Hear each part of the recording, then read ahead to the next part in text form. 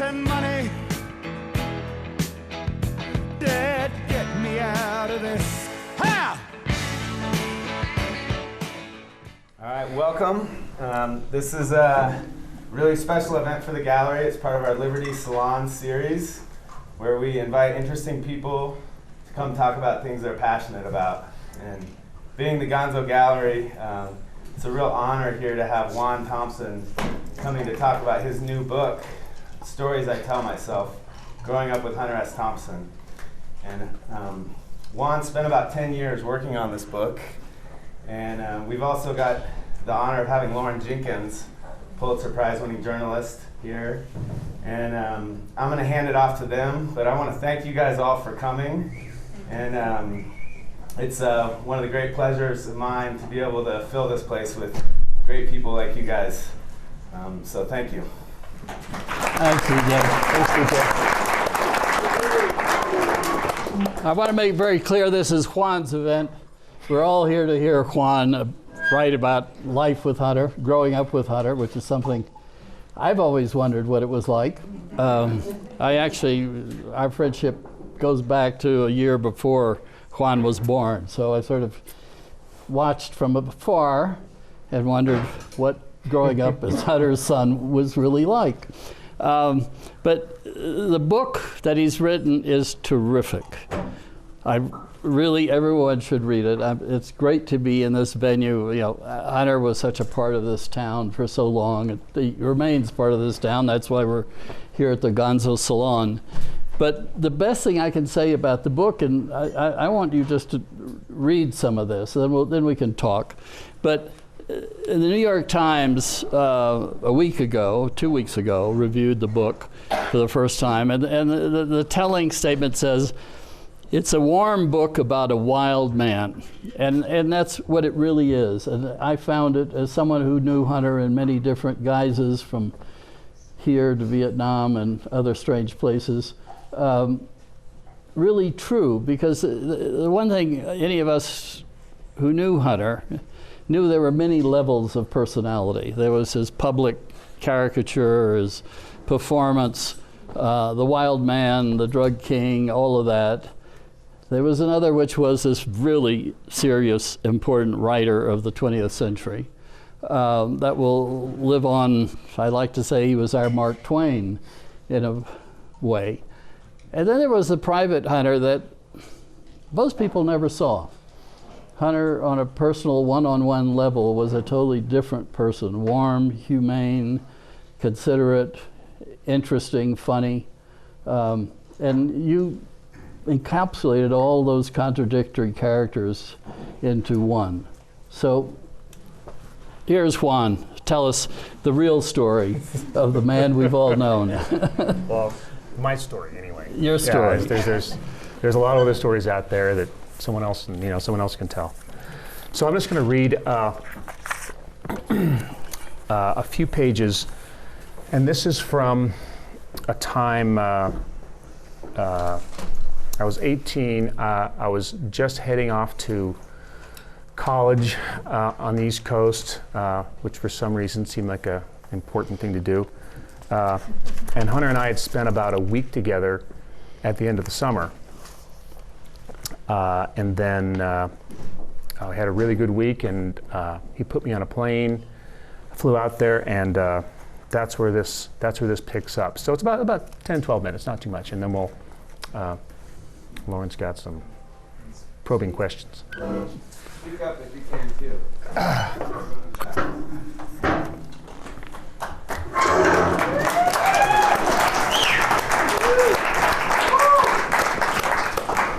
And before I start, thank you all for coming. It's really nice. It's really nice to see so many familiar faces out there, and that on a cold winter night you feel like it's worth coming out here. So thank you very much.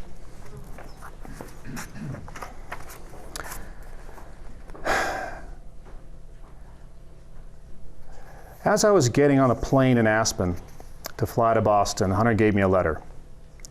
He told me to read it once I was in flight. September 1st, 1982.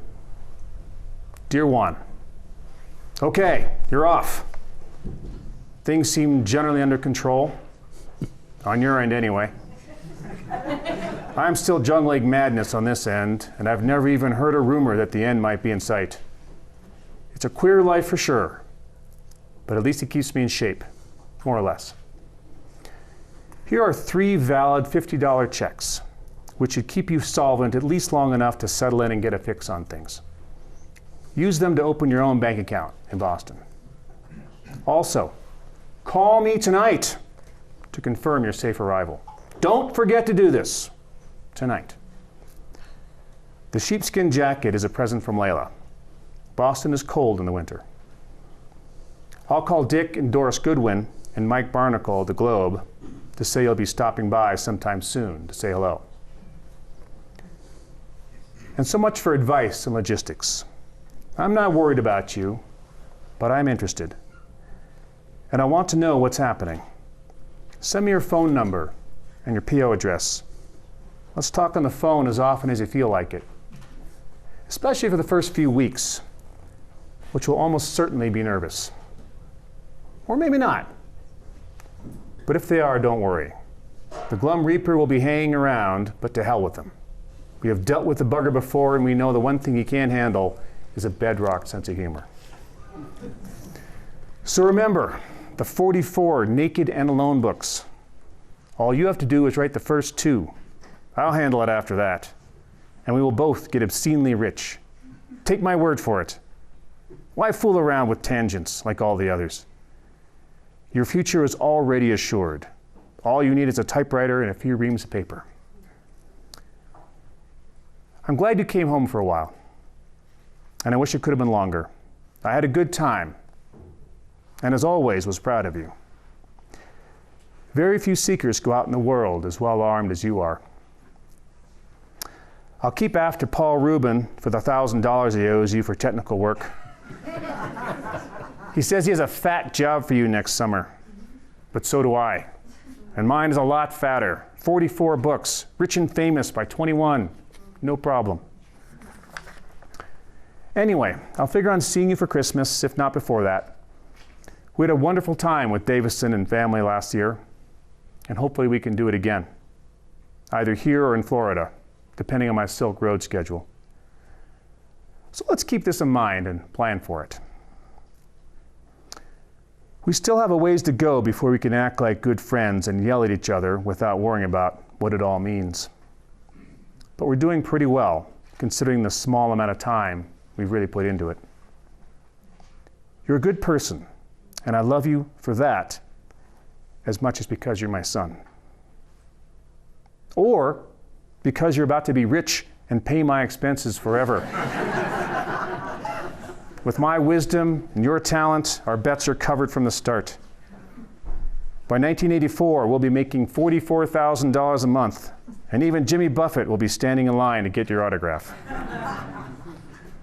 Let's stop looking at this college gig as a foolish expense and start seeing it as an avenue to big money, a fine investment with huge returns in the offing.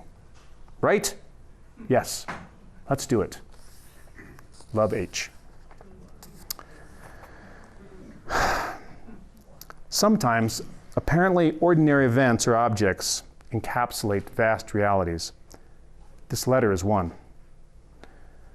What is perhaps most remarkable is that I had completely forgotten about this letter until I rediscovered it during my research for the book.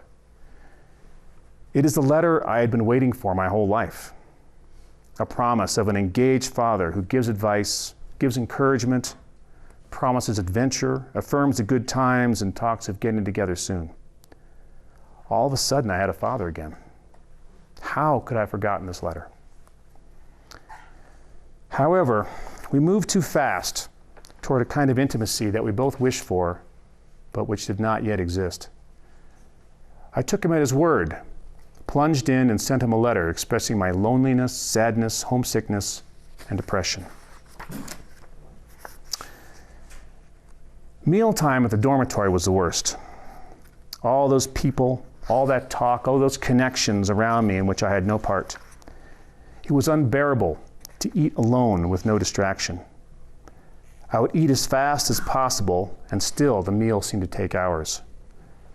I solved this problem by getting a subscription to the Boston Globe and reading the paper during meals, just as I had read Tolkien at Concord Academy a few years earlier. It was in this state of mind that I wrote this letter to Hunter, full of disdain for the people around me, a disdain and arrogance born out of loneliness and fear. September 4th, 1982. Hunter, yes, naked and alone in Boston. How baffling this is. I'm not like the others. The glum reaper is devious this time.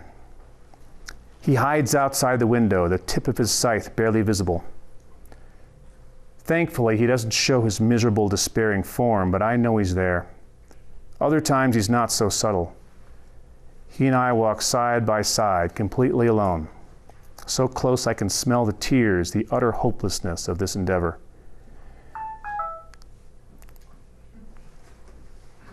He shows me memories, vivid nostalgia, better times. It's deadly and very painful. And then he retreats, and I am reprieved. He never lets me forget he is there, though. Devious, insidious. I feel the best I've felt since I've been here. As I write this, light glints off the blade of that scythe, moves a bit farther out. It's true, I'm not like the others. I'm quiet, weird, solitary. What can I say?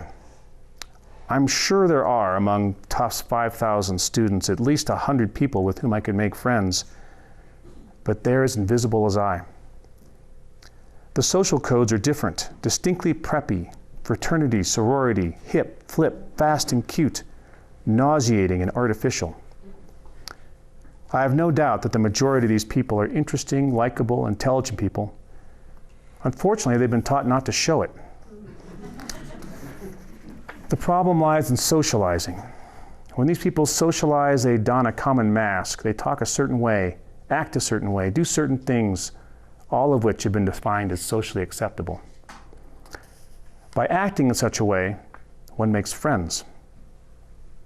With time, friends use their mask less and less, and a true deep friendship results. But the mask is so cheap and repulsive. I don't want to use it. So I take the alternative, which is not necessarily best, and retreat, becoming quiet and unsociable, waiting to meet someone like me. The price of principles. The price of a progressive Aspen Western education. The community school. I'd do it 1,000 times over. Tried calling you tonight. Play? You're right about the sense of humor. The ultimate weapon. Unfortunately, humor seems so far away when I most need it. I've made a sign, naked and alone, which I'm putting on the wall. Perhaps Tufts isn't the place for me. Perhaps the East isn't the place for me. Nevertheless, I'll definitely plan to stay here a year, make a fair judgment. No Concord fiasco, I'm more sensible than that. Yeah, it's easy to say that behind his back, but when he's beside me, it's hard. Please call anytime. Whoop, sorry about that. Please call anytime. I've really enjoyed your letter. Thank you. It helped. Get some work done. I'll be working hard here. Fear's in the air. These people would rather be at Harvard. Old Harvard. These people will be running this country. Not me. I'm not like the others. I won't be. Never. A year here may be long enough, or just the beginning. Remind me, keep me honest. My objectivity can be easily lost here. Enough. I love you, Dad. Juan.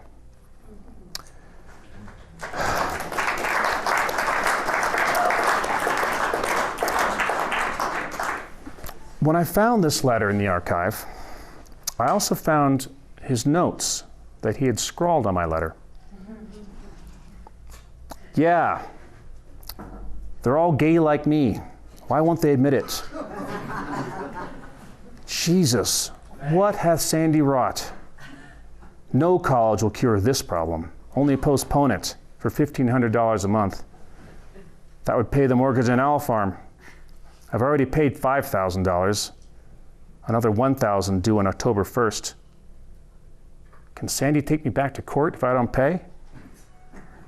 So what? He'll be in the village by then. A few weeks later, Hunter replied with a rambling, confused letter in which he recounted a story about the last time he received such a letter from a friend, in which a friend of his informed him that he was gay and was going to New York City to be with his people. Hunter wrote that their friendship petered out after a few get-togethers, not because of Hunter's hostility to gays, but because they now had different interests and social circles. He finished the letter with this: "There is a naughty kind of intensity in your message that was exceeded only by its obscurity. So I figured I'd just strike out in the fog and see what came of it. None of my doctorates gave me wisdom in areas like these.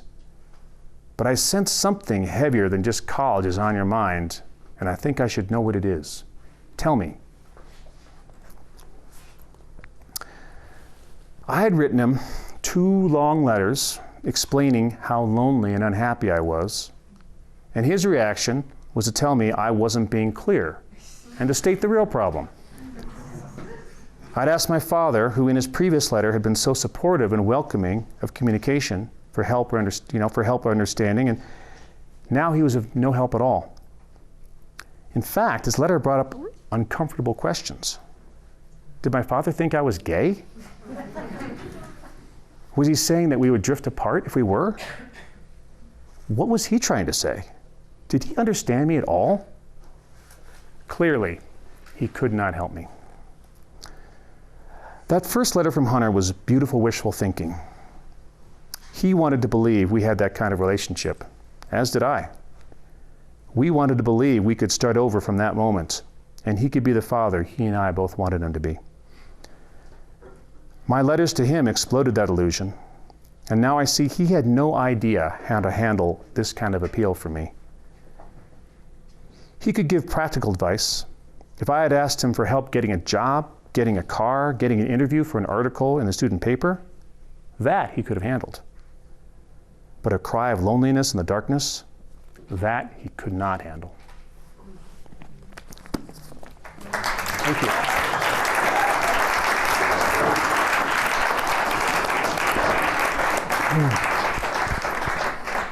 Is that all you're going to read? Shit, man. Open that baby up again. I want you to read, before we really get into the discussion, your preface. I'm going to read the preface? Of course I'm going to read a preface. I always read prefaces. No, but it's you brilliant because... Huh? You want me to read it? I want you to read it to everybody here, because I think it really talks about how you came to the book, talks about the problems of knowing objective reality in a situation which is so subjective and emotional, had to be emotional in your writing. Just read it for us. Then we'll talk. All right. This is brilliant, by the way. Thank you, Loren. All right, preface, just page and a half. This is a memoir, not a biography. A highly subjective and unreliable memoir of how my father and I got to know each other over 41 years until his suicide in 2005. It is filled with exaggerations, misstatements, faulty recollections, obfuscations, omissions, and elisions.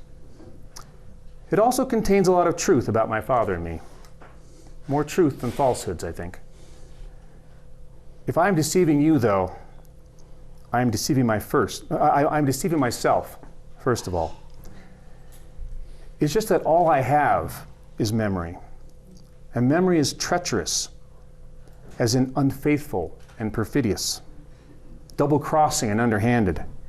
Memory is not objective. It is not an impartial recorder, but instead a selective, changeable, and unreliable record being constantly revised and edited to suit our needs and desires. Yet our lives and our identities are largely built upon our memories, and we trust them implicitly so we can draw our conclusions about our lives and the people in them. So we do the best we can, knowing we are fooling ourselves a good part of our lives. We go forward in spite of it. I go forward in spite of it. these are the stories I tell myself. Hunter S. Thompson was a complex man, far too complex for me to know or completely understand. He was famous, almost worshipped in some circles, unknown in others, brilliant, a grand master of the written word, and one of the great writers of the 20th century.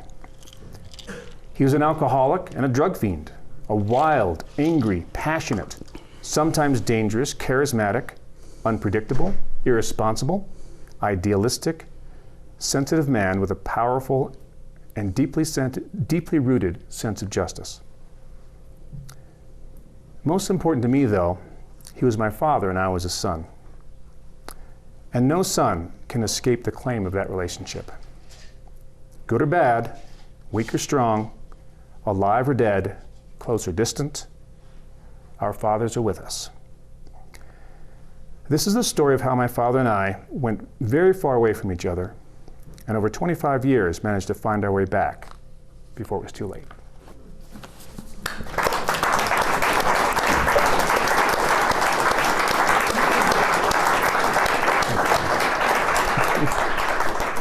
You know, that preface, which I've read and reread several times since you sent me the galleys of this book, it really says it all. Says the complexity of writing about a very close personal relationship.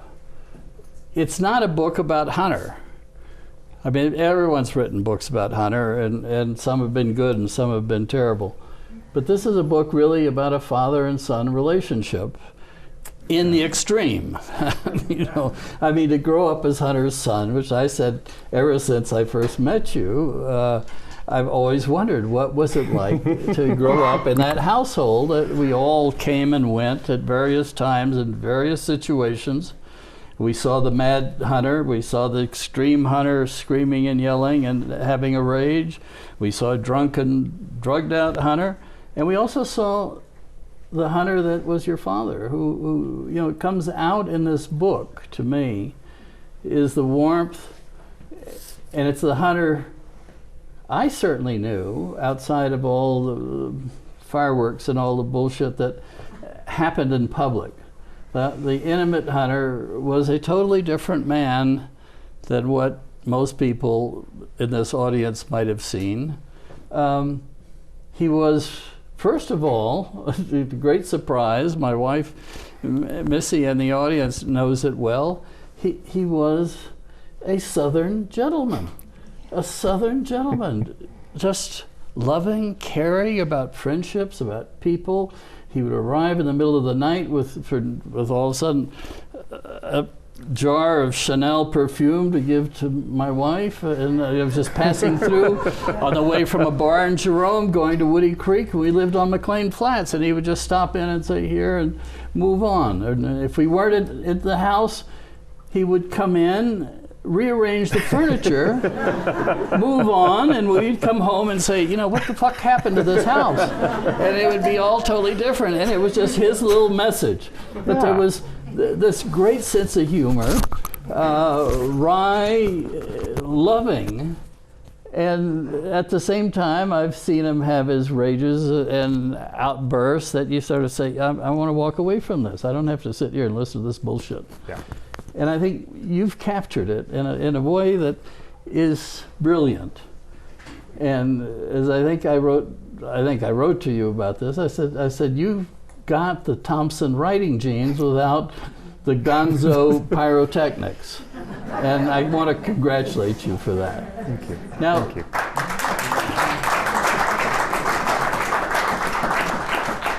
Now, interesting reading the book, and you're talking about memories and trying to remember what he was really all about. You got into the archives. Tell us about the archives. I never, you know, as much time as I spent in the kitchen, I never went downstairs to, I was never invited downstairs to see that stuff. But you've discovered, I mean, the extraordinary thing about Hunter, to me, as a writer or journalist, I became a journalist because of Hunter. He was the only journalist I knew when I was in grad school, and I said, how do you get into this fucking racket? And he gave me 2 bits of advice. He said, start early on and know that every editor sucks. They're all assholes. And he said, the second thing is, and these were the days before the computer, of typewriters, and he said, when you're correcting a manuscript, never use X's to X out a word you didn't like. Use M&Ns, because it looks neater in a manuscript when you send it to an editor to try and propose a read. Those are the two pieces of advice. I became a journalist because of that. But to get back to the archives, what I've always found fascinating, here was a man, it was a great writer, but he also kept every record, every letter he ever received went into this archive. Every answer to a letter was in a carbon copy, the days of carbon copy, pre-computers, where you typed a carbon, but he's kept everything. So it must have been a terrific record that you've been digging through for 9 years to write this book. Tell me about it. I'm just fascinated by this aspect. So shortly after Hunter died, his will established a trust. So there was a group of three friends who were in charge of executing this will, and one of the first things they did was to gather up, his archive, all these papers and stuff in the house, and ship it out for safekeeping. And it came to, I think it was 775 boxes. Wow. Boxes, filing cabinets, those big art drawers. And I remember the first place it landed was in one of those octagonal rooms at the Aspen Institute. And it took up the entire room. It was about that deep, the entire room. And then they moved it down to Denver. And so I spent about 4 or 5 months going through it to create a catalog. And what was amazing is that he kept everything. And for the first letters books, it was so impressive to see. Not only did he keep the letters, but he actually had them filed by person. He had stapled the original correspondence to his replies. It's like, my God, this is not the man I know. This is far more organized. He was very well organized. Yeah. At least earlier, but then he also kept some fascinating things I found were a little journal he had kept in the Air Force of observations he had made about his. Is there a book in that? He did not enjoy the Air Force, not for 1 second. And there was a caricature of one of the commanding officers that he had pinned up on a wall, and he had a note in the back about how the commanding officer had discovered this, was in a rage, and then stuff like his press pass for the 1968 Democratic National Convention, Chicago, which was a huge deal for Hunter. It was transformational in terms of his view of politics. There was a box of several hundred bars of really, really old and withered Neutrogena soap.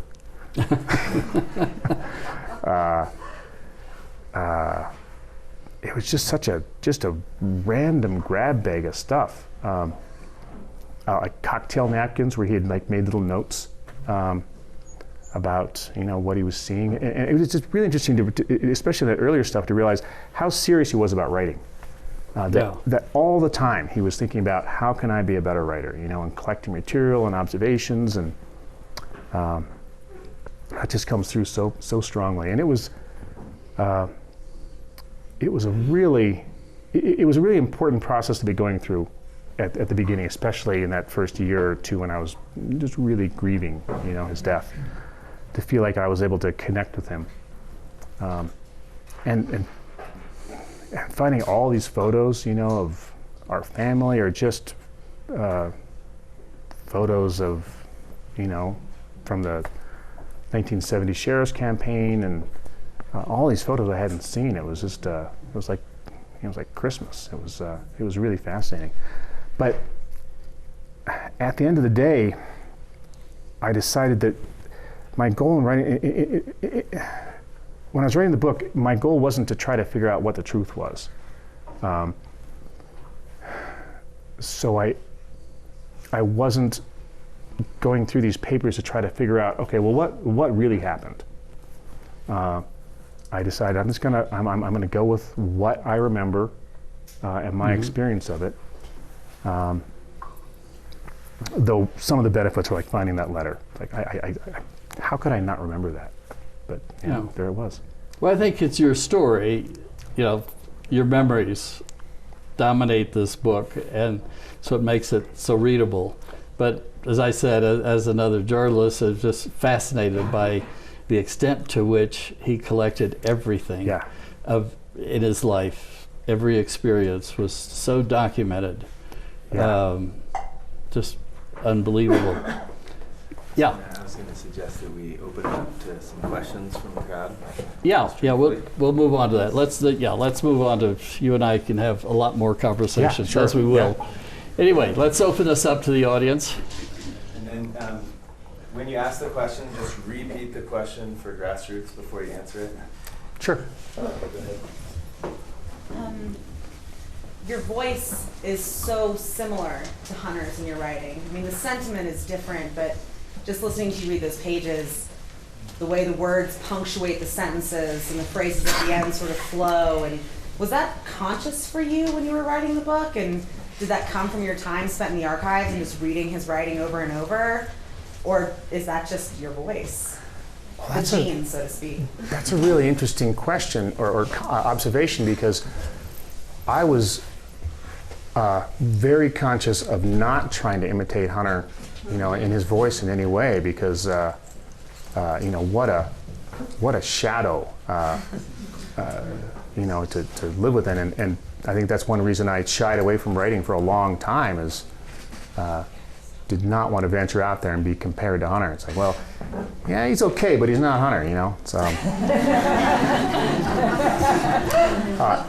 and so it's really interesting that you see a lot of parallels. I'm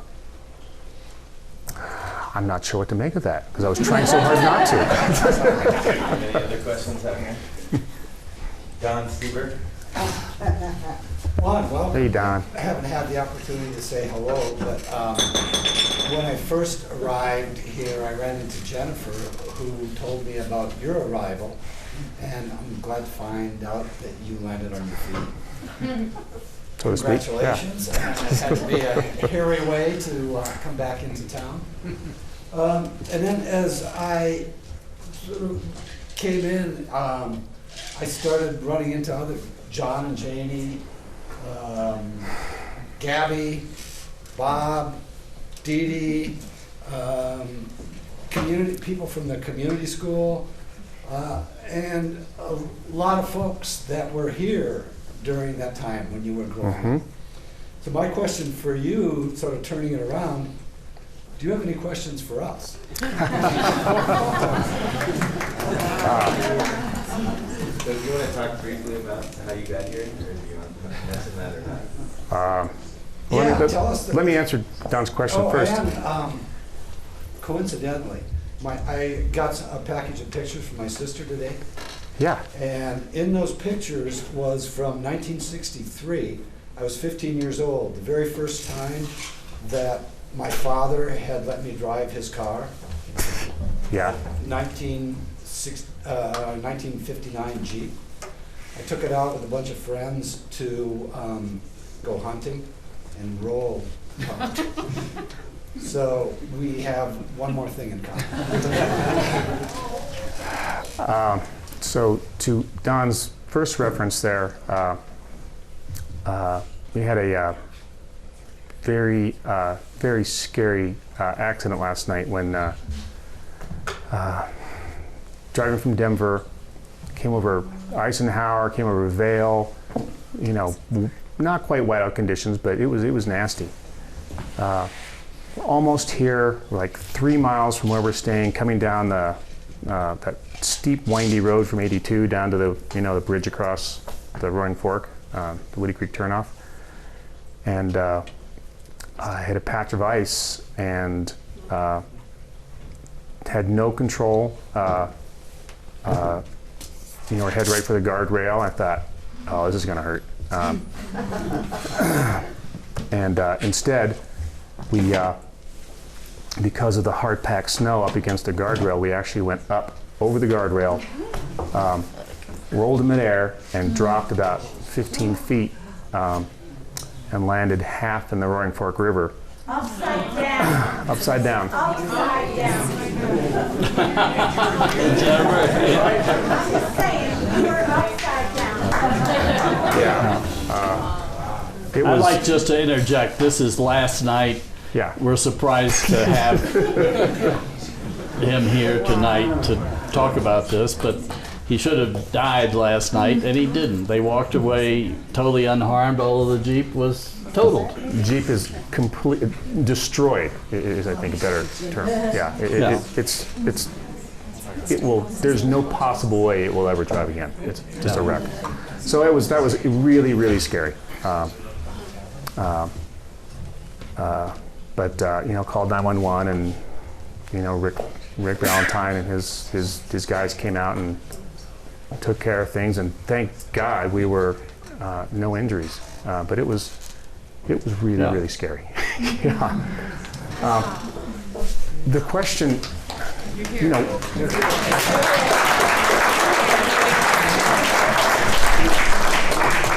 my sort of implicit question, when I wrote this and thinking, it's one thing for someone in, Indiana who only knows Hunter as this crazy guy or writer to read this book. Is another for people, a lot of people in this room, who might have known him very well. And it was certainly a question in my mind is, what reaction are they going to have? Are they going to say, well, that never happened, or you got that completely wrong, or, how dare you talk about this? So far, no one's had any serious issues, but that's a concern, and because these are my memories and these are my perceptions, and also because I tried to be as honest as I could about Hunter, both his positive aspects, his negative aspects, and also some of the really sad things that he was going through at the end of his life that I think, led to his decision to kill himself. So there's a bit of an anxiety there about how the people who might know better or know otherwise think about this. We'll see, I guess. Let me just follow this, okay? When Hunter killed himself, a lot of people that I knew who knew I knew Hunter came up and asked why. I guess I had seen him a couple of nights before. I've known him a long time, decades and decades. My thought was, and tell me if I'm wrong, it was, one, he was physically ill. He had his back operation, he was in pain, he was not the usual physical basketball player we used to know. Yeah. Two, he really wasn't writing. Here was a great writer who had, for whatever reasons, age, whatever, drugs, drink, life, wasn't writing at the level that he made his career. Yeah. And two, he was in a bad marriage. Your take on it? I mean, as I say, I got this totally independent. You've never mentioned it to me, but it was sort of my experience that all these three factors. And there was a time, he wasn't going to go to a rehab or an old folks home, so he took a gun and killed himself. Yeah, I mean, obviously he didn't, sit down the night before and say, all right, here's what I'm going to do, and here's why I'm doing it. But my feelings, my beliefs, my observations, you know, I agree. It was his physical deterioration was serious, and it was permanent, and it was not going to get any better, and that was very clear to him. He had lost his mobility. He had lost his, you know, his physical strength, which he was very proud of, and I think that was just devastating to him. And certainly the writing, for someone, writing was so important to him. And I really think that was the most important thing to him in life was writing. Certainly more important than you know, family. I mean, family was important, but writing was always first. And he just couldn't do it. He just couldn't do it. Yeah. And I think Well, his I thought marriage there- was certainly a factor. You had yeah. a telling line in your book about you and Hunter were getting older, but the girls weren't. I mean, he did have sort of serial romances with a Yes, certain yes. age group, and when they got to be a certain age, this is my talking, but as an observer, they left, and then he got another younger girl in and all that, and Yeah. perhaps that was also part of the last marriage. We're going to ask him a couple more questions. One more in the back. Yeah, go for it. As somebody who really respects your father's work, I was wondering if it's kind of a two-part question. Your dad was really good at painting these almost absurd but very sort of true caricatures of politicians. Yeah. And I always admired that about him. Being younger, of course, but getting into his work on a very early, into my teens. I wondered if you shared the same sort of fear that he has about most politicians, especially in this day and age, and also maybe what you think your dad would have thought about, seeing our first black president in this time, and also seeing something as absurd as Donald Trump running for president. What would you think about Bernie Sanders? Exactly. Yeah. That too. Would he? Because I know he was very